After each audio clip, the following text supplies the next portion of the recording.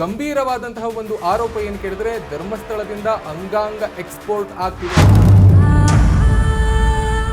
ನಿಮ್ಮ ಮುಖದಲ್ಲಿ ಒಂದು ಸಣ್ಣ ಅಳಕು ಕಾಣಿಸ್ತಾ ಇದೆ. ಯಾವುದೇ ಕಾರಣ ಸೌಜನ್ಯ ಹೋರಾಟದಲ್ಲಿ ಆ ಥರ ಒಂದು ಚಿಂತನೆ ಬಡಬೇಡಿ ಯಾರು. ಸೋತಿರೋ ಹಾಗೆ ಕಾಣಿಸ್ತಾ ಇದೆ ಅಂತ. ಸೌಜನ್ಯ ಹೋರಾಟ ಮಾಡಬಾರ್ದಾ, ಕೇಳಬಾರ್ದಾ? ತಪ್ಪಿದ್ರೆ ಯಾವಾಗ ಕರ್ಕೊಂಡು ಹೋಗ್ತೀರಿ, ಯಾವ ಜೈಲಿಗೆ ಹಾಕ್ತೀನಿ ನಾನೇ ಕೇಳ್ತಾ ಇದ್ದೀನಲ್ಲ ಸರ್. ಕಂಪ್ಲೀಟ್ ದಾಖಲೆ ನಿಮ್ಮ ಹತ್ರ ಇದೆ ಅನ್ನೋದನ್ನ ನೀವು ಹೇಳ್ತಾ ಇದ್ರಿ. ಹಾಗಾದ್ರೆ ಬೇಕಾದೆಲ್ಲ ತಮ್ಮಂಥ ಮಾಧ್ಯಮರಿಗೆಲ್ಲ ಕೊಡ್ತಾ ಇದೀವಲ್ಲ ಸರ್, ಎಲ್ಲ ತೋರಿಸ್ತಾ ಇದೀವಲ್ಲ ಸರ್, ಇನ್ನೇನು ಬೇಕು ಸರ್? ಭೀಮನನ್ನ ಇಂಟ್ರೊಡ್ಯೂಸ್ ಮಾಡಿಕೊಟ್ಟಿರೋದೇ ನೀವಲ್ವಾ? ಭೀಮನನ್ನು ಪರಿಚಯ ಮಾಡಿಸ್ಕೊಟ್ರೆ ನಾನಲ್ಲ. ಒಟ್ಟಿನಲ್ಲಿ ಚಿನ್ನಯ್ಯ ಸುಳ್ಳು ಹೇಳಿ. ಚಿನ್ನಯ್ಯ ಸುಳ್ಳು ಹೇಳುವುದಲ್ಲ, ಹೇಳಿಸೋದು ಅಷ್ಟೇ. ಈ ಎಂಜಲು ಕಾಸಿಗೆ ಕೈ ಚಾಚುವ ಯಾವನು ಹೋಗಿದ್ದಾನೆ ಅಲ್ಲಿಗೆ, ಅವ್ರ ಮನೆಗೆ ಹೋಗಿ ಗೆದರಿಸ್ತಾ ಇದ್ದ. ಯಾರೆಲ್ಲ ಮಾಧ್ಯಮದಲ್ಲಿ ಬೊಬ್ಬೆ ಹೊಳಿತಾ ಇದ್ದಾರೆ, ಅವ್ರ ಅಕ್ಕ ತಂಗಿಯವರು ಯಾರು ಹೋಗಿಲ್ಲ, ಅವ್ರ ಅಮ್ಮ ಯಾರು ಹೋಗಿಲ್ಲ, ಈ ಥರ ಸತ್ತಿಲ್ಲ. ಸಂತೋಷ್ ರಾವ್ ನಿಜವಾದ ಅಪರಾಧಿ ಅಂತ ಹೇಳೋದಕ್ಕೆ ನಮಗೆ ಪೂರಕ ದಾಖಲೆ ಇದೆ. ಯಾವ ಸೀಮೆ ದಾಖಲೆ ಇದೆ ಸರ್ ಅವನ ಹತ್ರ? ಯಾವ ಸೀಮೆ ದಾಖಲೆ ಇದೆ ಹೇಳಿ?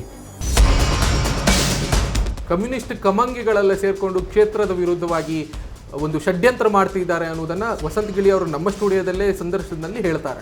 ಅವನ ಯೋಗ್ಯತೆಗೆ ಇನ್ನೊಂದ್ಸರಿ ಕರೀರಿ ಸ್ಟುಡಿಯೋ, ನಾನು ಬರ್ತೀನಿ ಅವಾಗ.